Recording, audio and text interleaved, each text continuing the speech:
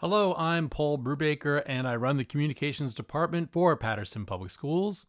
It's a new year, and we have a new Board of Education with new leadership. At the January 2nd reorganization meeting, the board elected a new vice president and commissioner, Manuel Martinez Jr.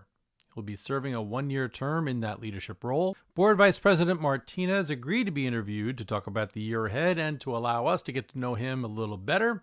So what you're about to hear is that interview.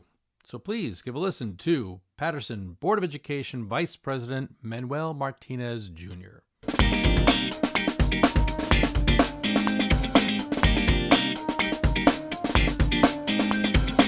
Okay, I am sitting here with the newly elected Vice President of the Paterson Board of Education, Commissioner Manuel Martinez Jr. Yes, right? Junior. Thank you for having me. That is correct. I am a junior. Thank you. Oh, very good.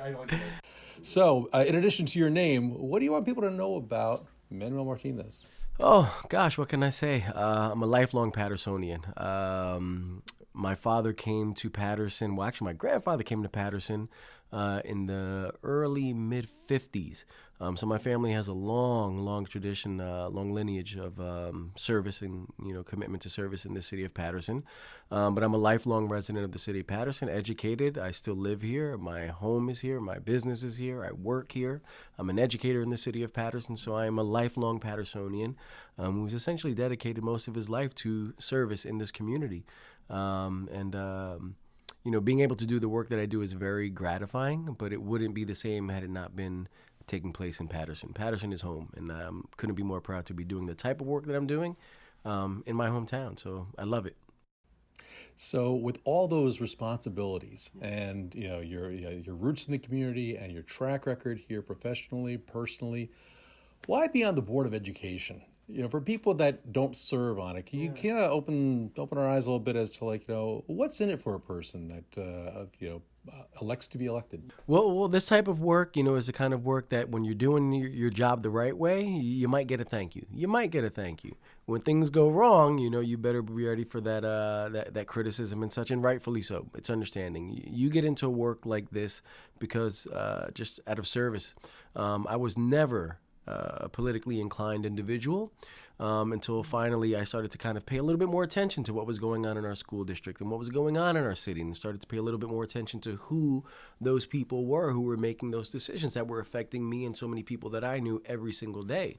And not to be disparaging, but I said, wow, okay, if some of those folks are doing that job and I'm not content with the work that they're doing, you can either stay on the sideline and continue to complain about it, or you can do something about it.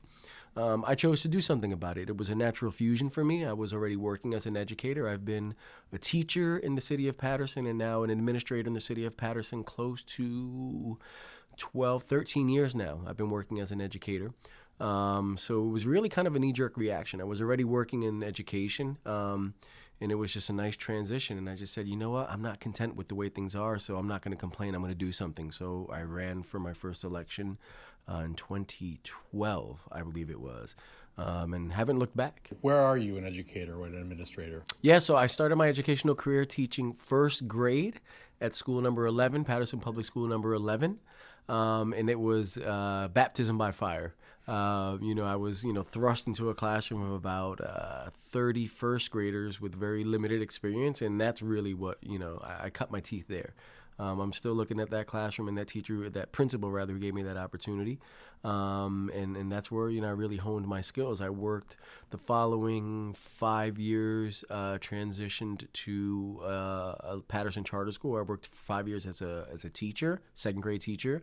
Remained there for the next 5 years as an administrator, and I'm currently working as a vice principal of charter school here in Paterson, College Achieve Charter School. So I'm a lifelong Paterson worker in education in the city of Paterson.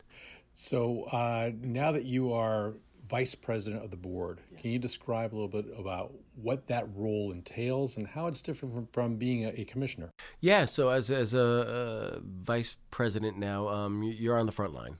You are the person, you are the face, the voice, the deliverer of messages, both good and bad, for this district. I have a great relationship with the rest of my colleagues, a great relationship with my president. So the decisions run through us. That responsibility runs through us. We have a wonderful working rapport with our cabinet, with our superintendent, and it's just a matter of more, one-on-one meetings or just smaller group meetings rather with the superintendent, with the president, and her cabinet as well, to just whittle down and making those final decisions. But essentially, you're in the room where it happens a lot more. As a vice president, as opposed to being a board commissioner. This is in these rooms, this is where the sausage gets made, so to say. I look forward to the opportunity to serve in this capacity for the next year.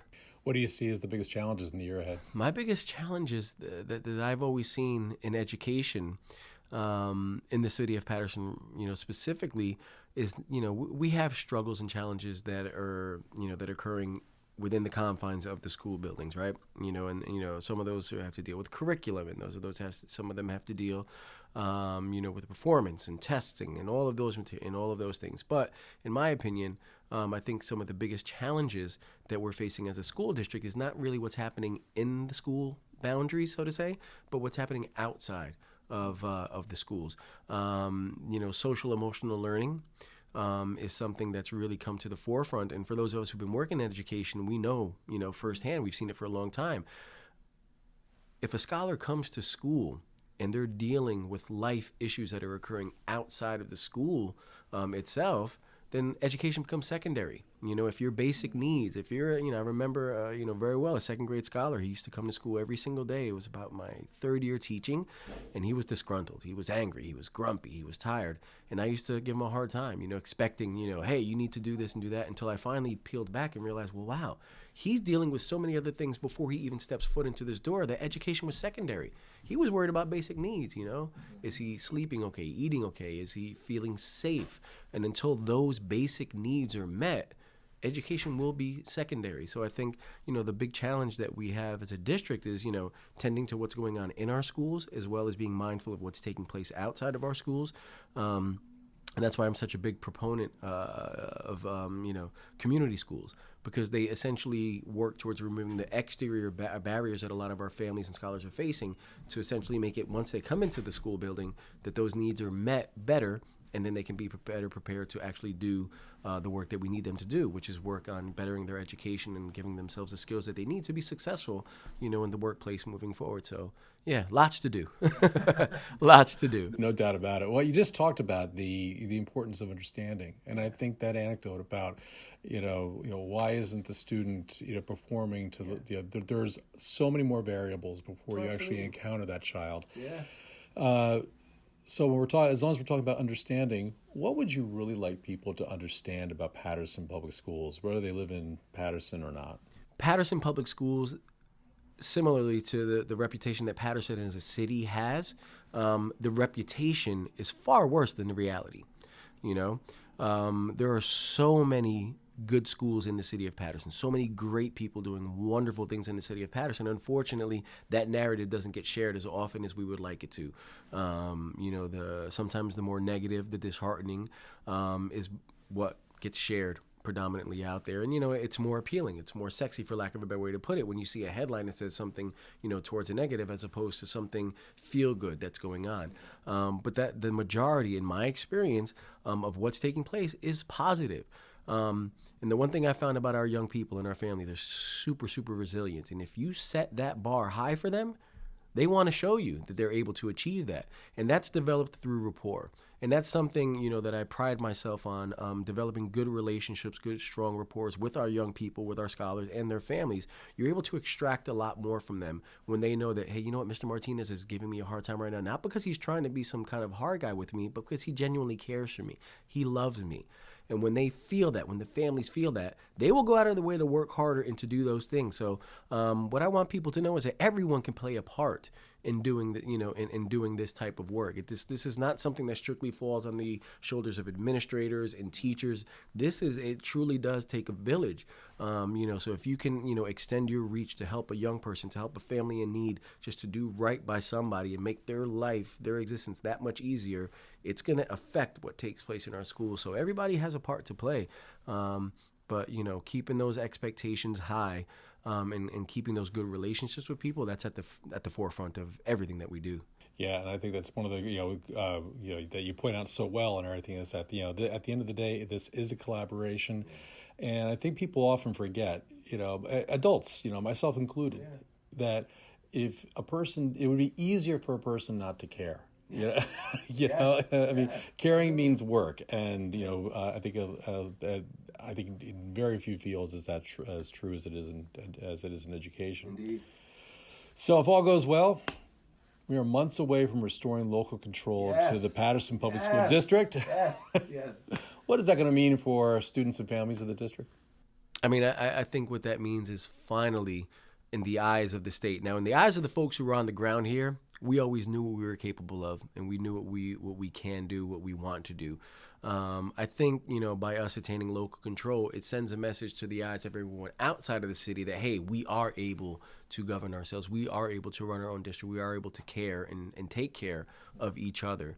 So, symbolically, I think that sends a very strong message to everyone else outside of the city of Paterson. But internally, I think it also just reaffirms what we already know, what we feel, within ourselves, that we can do this. I mean, who better knows our needs and our wants than us, than the people who are actually here. Symbolically, this is big, but I think for the sake of our city, this also sends a very clear and very positive message that, hey, we are taking control back, and we are going to drive this bus, and we're going to take this bus exactly to where we want, to be. And that destination, is just creating well-rounded citizens who are going to contribute to our society, to our city in a productive way. And I think, obviously, that measure will be seen in time. But my goal, and I think the collective goal of this district, is not to have certain schools that are performing well. We want to have all of our schools performing well, so all of our young people are going to get a quality education when they come through the city of Paterson, regardless of what part of town they live in. So symbolically and internally, this is huge. Is there anything you want folks to know about you, or anything you want to say to them directly as you basically gear up for the year ahead? I guess the only message that I would like to share with them, is again, get involved as much as you can. Communication with us is of paramount importance, and most importantly, communication with our young people. You don't have to be a parent, you don't have to be an educator. If you are a resident of the city of Paterson, you can be impactful in the work that we're doing here. So, the old saying is, a rising tide raises all ships. So, everybody has a part to play. I will avail myself to anyone who is in need of my services, my time. I look forward to, having those, conversations and those communications with everyone. And, this is a good time to be a resident in the city of Paterson. I think there's a lot of great things that are coming down the pike. And I'm just happy to play my respective part in all of that, and bringing our city back to where we want it to be for the benefit of our young people and all of our citizens alike. Vice President Manuel Martinez, Jr., thank you so much for spending some time with me. Thank you for having me.